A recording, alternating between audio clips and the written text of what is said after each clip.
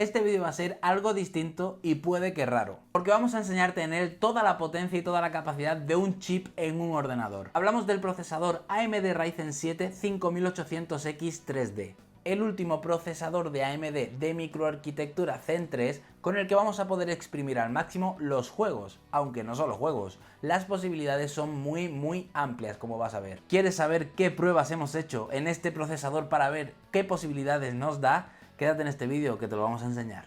Probablemente te suene este chip porque ya existía en el mercado el AMD Ryzen 7 5800X, pero entonces, ¿qué significa que lleve el apellido 3D? Pues básicamente, contándolo para que todo el mundo lo entienda, es el primer procesador de escritorio con caché L3 apilada que ofrece unos 96 MB de memoria caché. O más cristiano aún, los chips tenían, o bueno, tienen una memoria caché de 32 o 64 MB hasta ahora. Básicamente ahora es más rápido todavía. Además de esta novedad, algunas características más. Tiene una frecuencia de 3,4 GHz, 8 cores con hasta 16 hilos, socket AM4, 7 nanómetros de grosor, overclock hasta 4,5 GHz y un consumo de unos 105 vatios. Vale, esta es la presentación del AMD Ryzen 7 5800X 3D, pero en las tareas del día a día, ¿cómo se comporta? Si sometemos este chip a estrés, con juegos, ¿qué tal va? Pues nosotros hemos hecho varias pruebas, algunas más casuales como jugar y otras más complejas como pasar benchmarks con distintas aplicaciones. ¿Con qué motivo? Para conocer características gaming, de temperatura, de potencia, de renders, que las vamos a ver justo ahora. Pero claro, este chip por sí solo no se puede poner a prueba, tendrás que acompañarlo de una configuración de ordenador con tarjetas gráficas, memoria RAM, una placa madre. Así que antes de nada te voy a decir qué lleva mi ordenador para que tú más o menos puedas comparar cómo sería si tuvieras este chip, o al menos para que tengas una referencia en las siguientes pruebas. La configuración que hemos usado en este ordenador obviamente es el chip Ryzen 7 5800X 3D, una placa base X570S Aorus Elite AX, dos tarjetas de memoria RAM de 3600 MHz, vénganse RGB Pro, de 16 GB, un disco SSD de 1 TB y una tarjeta gráfica de última generación de 10 GB de memoria VRAM. Este ordenador lo he puesto de hecho como mi ordenador principal, lo he estado usando durante todos estos días y ya que está he aprovechado y le he pasado algunos benchmarks. ¿Y qué pruebas hemos hecho para medir la potencia de este chip? Pues lo primero que he hecho ha sido instalar todas las aplicaciones que he podido gratuitas, incluso algunas de pago, para testear este procesador. Aplicaciones como CPU-Z, HW Monitor, AIDA64 Extreme, MSI Afterburner, Cinebench R23, PCMark y 3D Mark. Parecen muchas aplicaciones, pero tranquilo, se combinan entre sí para ver distintos resultados. Por ejemplo, vamos a empezar directamente sometiendo a una prueba de estrés a este chip con la aplicación CPU-Z. Al abrir esta aplicación nos dará información de la CPU, como marca y modelo, frecuencia de reloj, esos 96 MB de caché que mencionamos. Pues de aquí vamos a la pestaña Bench y le daremos a Bench CPU para que nos dé una puntuación single core, que como vemos en CPU-Z Validator, comparamos con otros chips dándonos unos buenos resultados. Y si hacemos un estrés CPU de unos 10-15 minutos, conseguiremos mejores resultados aún.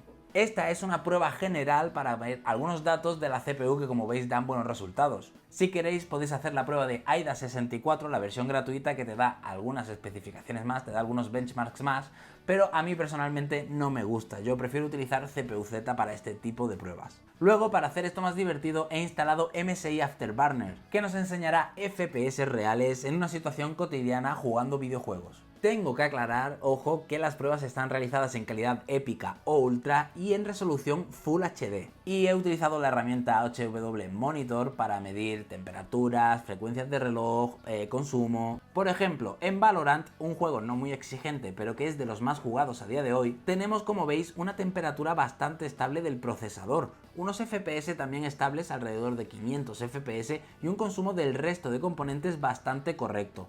Una temperatura que en pocas ocasiones supera los 70 grados y un uso de la CPU del 25-30%. En este juego de por sí suele haber pocos inconvenientes, pero como veis los resultados son más que suficientes incluso para jugar en un modo competitivo y sin que sufra el PC. En Battlefield 5 veis unos FPS de 130 más o menos, aunque no supera los 144 porque mi monitor es de 144 Hz, pero seguramente no creo que consigas mucho más FPS aunque cambies la configuración. Aquí vemos que supera los 70 grados de CPU, aunque eso no es preocupante porque refrigera bastante bien este chip y eso sí, un uso algo mayor. Aquí hablamos de que está usando casi el 50% de la CPU para tirar este Battlefield 5. Igualmente los resultados son bastante buenos como veis. Otro juego que hemos probado es el Forza Horizon, todo al máximo de nuevo en Full HD a Ultra. Y los resultados son unos FPS estables entre 115 y 125 y una de las mejores gestiones de la CPU tanto en temperatura como en uso. Aquí vemos por ejemplo que es el juego que menos FPS entre comillas nos da, pero sí que es una de las mejores gestiones de CPU tanto en temperatura como en uso. Y esto de videojuegos, pero luego hemos pasado a hacer pruebas de benchmarks, por ejemplo Cinebench R23. En la prueba multicore, que os recuerdo son pruebas parecidas a renderizar 3D, jugar juegos pesados o a editar un vídeo, tenemos una puntuación de 14.500, que más o menos veis que es una buena puntuación con los rankings de Cinebench. Por supuesto también hemos pasado PCMark para pruebas cotidianas como navegar por internet, videollamadas, etc. Pero lo más interesante es pasar por 3D Mark, estresando la CPU al máximo para ver cuántos FPS nos da, para ver esa frecuencia de reloj si cae o no, ese consumo. Por ejemplo, en Time Spy, una prueba de CPU que mide el rendimiento del procesador con una combinación exigente de cálculos de física y simulaciones personalizadas 3D, nos da una puntuación de 15.590.